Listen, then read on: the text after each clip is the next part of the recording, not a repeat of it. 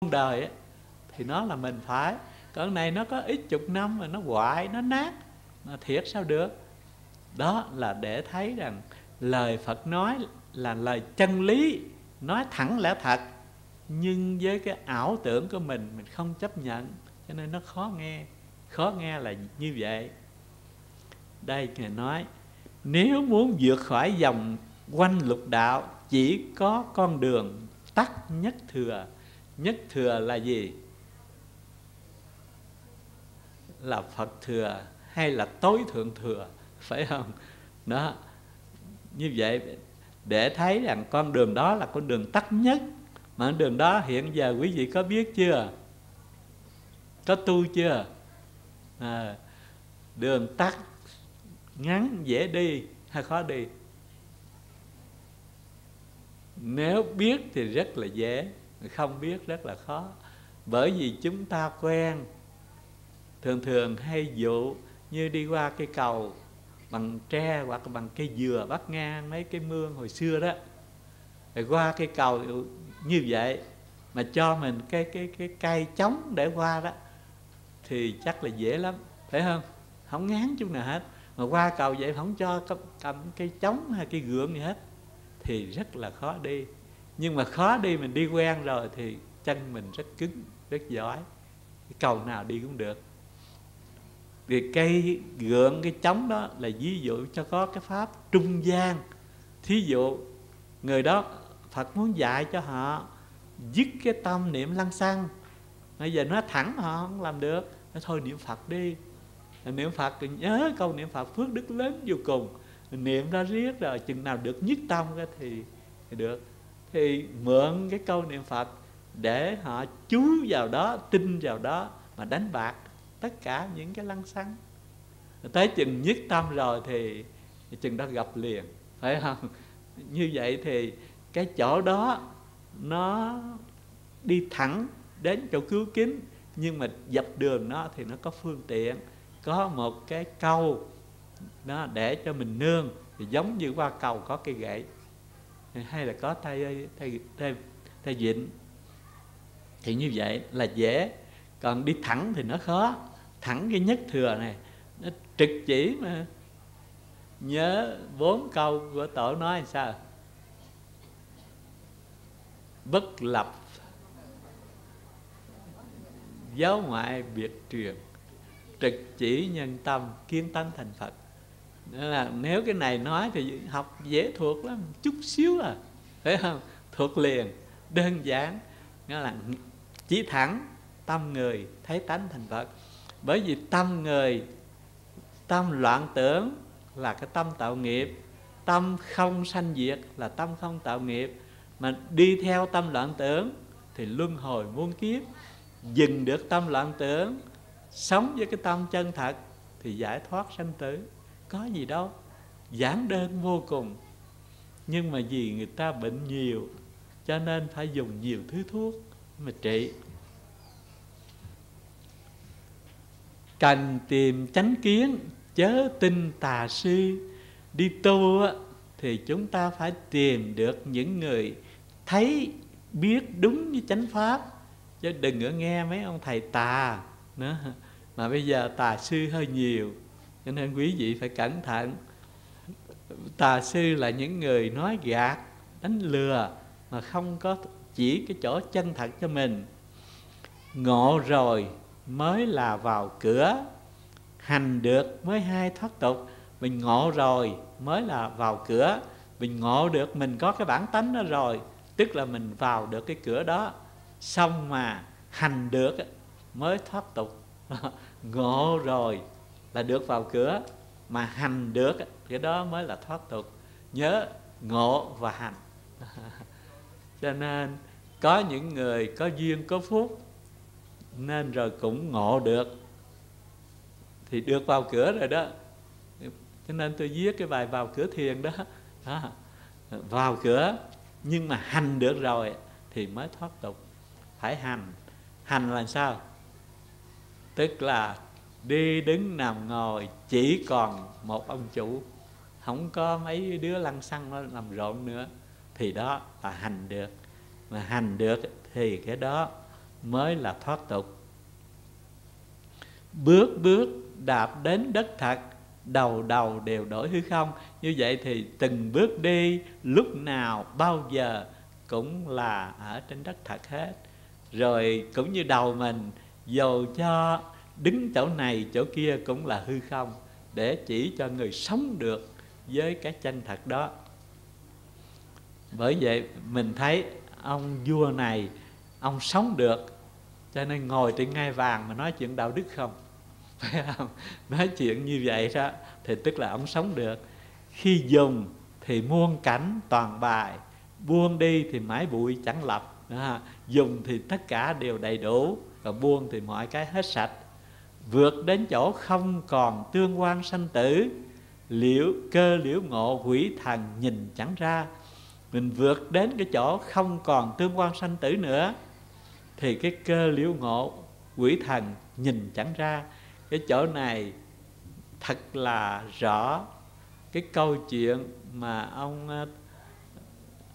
ông Lục Thông Tam Tạng ở bên Ấn Độ qua đó, gặp ngài gì? Ngài Tuệ Trung, rồi yêu cầu ổng nói cái tâm ngài đương ở đâu đó, phải không? Rồi cái lúc đầu ông nói tâm ngài ở chỗ sông gì đó, rồi coi thuyền đua. Rồi lát rồi hỏi cái tâm tôi ở đâu, ông nói ở đâu nữa? Coi khỉ giỡn, trên cầu có khỉ giỡn. Rồi lát ác rồi ông ngài im lặng lại, nói giờ ông nhìn cái tâm tôi ở đâu? Thì nhìn hoài kiếm không ra. Thì như vậy, cho nên ở chỗ này cơ liễu ngộ quỷ thần nhìn chẳng ra. Bởi vì còn niệm thì nó còn thấy. Cho nên cái niệm của mình là nghiệp. Nghiệp Phật khi chứng được tam minh rồi, thiên nhãn minh là thấy nghiệp của mình. Ai nghiệp thiện, nghiệp ác đi đâu vẫn đi thấy rõ ràng. Thành ra niệm là cái bóng, quỷ thần thấy. Còn khi hết niệm rồi thì không còn gì thấy. Hết niệm mà hằng biết nó hết thấy mình không nổi. Như vậy quý vị có nên sợ ma không? Nên sợ ma không? Ma nó thấy được mình khi nào mình còn niệm. Còn nếu mà nghe nói chỗ đó có ma mà đi không niệm gì hết, cái ma hết nhát mình được. Sướng quá. Khỏi thần thông gì hết. Còn niệm thì nó còn thấy, mình hết niệm nó đâu có thấy được. Nó nhìn không được, quỷ thần nhìn không được. Đó là một lẽ thực. Bởi vì nhìn là cái bóng, nó có thể thấy. Bây giờ quý vị khởi niệm nào cũng đều là cái bóng hết. Mà bóng đó thì quỷ thần thấy. Mà chúng ta hết niệm rồi thì không còn cái gì để thấy. Mà không còn cái gì để thấy thì làm sao tạo nghiệp? Dẫn đi. Quỷ thần biết đâu mà dẫn, phải không? Lúc đó quỷ sứ lên không biết mình đâu. Đó, ở chỗ đó là cái chỗ thật mà người tu chúng ta phải ráng đến. Là phàm, là thánh đồng vào đường này, hoặc quán hoặc thân cùng chung một lỗ mũi. Phàm thánh đều có được cái đường đó hết. Còn kẻ quán người thân gì cũng có lỗ mũi này. Bởi vì thường thường dùng cái lỗ mũi thí dụ cho cái đó. Lỗ mũi của mình mà con mắt mình có thấy không? Ở nằm đây mà không thấy. Thì thấy lỗ mũi người ta không thấy lỗ mũi mình. Cái đó là cái thật của mình, sờ sờ ở trước mà mình không thấy. Cho nên nói cái lỗ mũi ở trên mặt mà mình không biết. Thật ngộ như thế còn kẹt giữa đường. Thật ngộ, người ngộ được như vậy đó mà vẫn còn ở giữa đường chứ chưa phải tới nơi. Thôi nói tam quyền hướng thượng, cốt rõ một câu rốt sao. Bây giờ đừng nói tam quyền tam yếu gì hết, phải rõ một câu rốt sao. Hãy nói hiện nay cái gì là một câu rốt sao.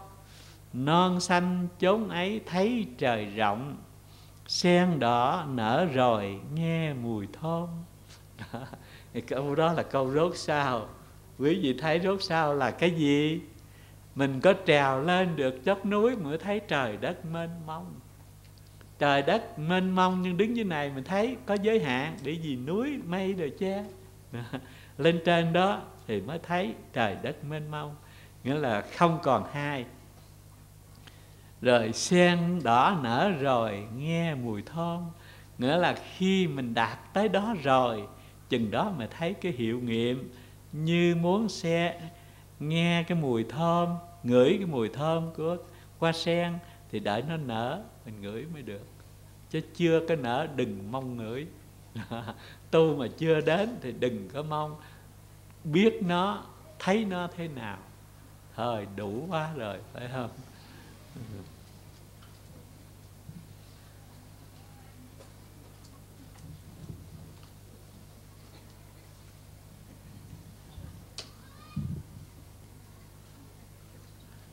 Bởi vì chúng ta học hay là chúng ta nhắm vào các vị đời trần để làm cái kim chỉ nam mình tu hành, là vì lẽ đời chúng ta còn phàm tục quá, cho nên nào danh, nào lợi, nào tài, nào sắc gì nó cũng nhiễm. Còn các vị đó ở ngôi vị đế vương đủ tất cả tài sắc danh lợi, nhưng nhờ thấy đạo mà các ngài không màng, không dính. Chỗ đó là cái chỗ mà chúng ta ngày nay phải bắt chước. Cứ mỗi lần mê nhiễm thế gian thì tự hỏi, người ta ông vua đủ hết, người ta không thèm hưởng, mình không có để tìm chi ngu, phải không? Người ta có người ta không thèm hưởng, đạo lý nó trên hết. Còn mình không có mà còn chạy ngược thì xuôi tìm chi, ngu quá vậy.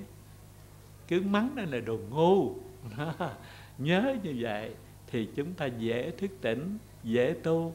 Chứ còn không thì chúng ta học những cái vị thiền sư ngồi trên núi mình thì mình chưa có ngồi được, thì khó tu. Ở này người ta ông vua đủ thứ để mà nhiễm, mà người ta không nhiễm. Còn mình không có, sướng quá rồi, mà còn muốn chạy tìm kiếm chi nữa. Đó quả là đại ngu. Thôi nhắc để cho nhớ, thôi hồi hướng. Chúng sanh vô biên thể nguyện độ phiền não vô tận, thể nguyện đoạn pháp môn thượng, thể nguyện học Phật đạo vô thượng, thể nguyện thành.